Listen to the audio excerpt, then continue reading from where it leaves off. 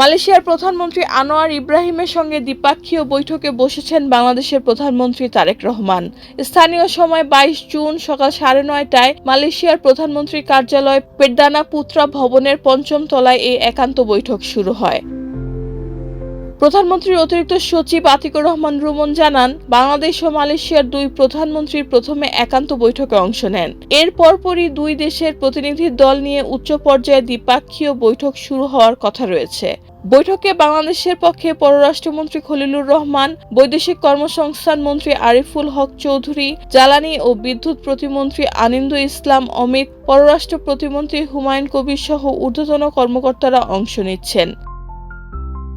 পররাষ্ট্র সচিবের মতে বৈঠকে বাণিজ্য ও বিনিয়োগের সম্প্রসারণ, জ্বালানি সহযোগিতা, হালাল অর্থনীতি, বাংলাদেশি কর্মী প্রেরণ, সেমিকন্ডাক্টর শিল্প, কৃষি, শিক্ষা ও জনগণের মধ্যে যোগাযোগ বৃদ্ধি সহ বিভিন্ন বিষয়ে আলোচনা হবে।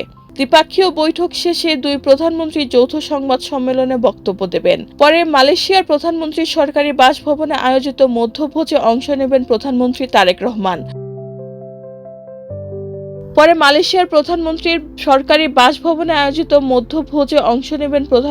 তারেক রহমান। তার সহধর্মিণী জোবাইদা রহমান এবং সফর সঙ্গীরা। মধ্যভোজ উপলক্ষে আয়োজিত সাংস্কৃতিক অনুষ্ঠানে মালয়েশিয়ার খ্যাতিনামা শিল্পীরা মালয় ও বাংলা ভাষার গান পরিবেশন করবেন বলে জানা গেছে।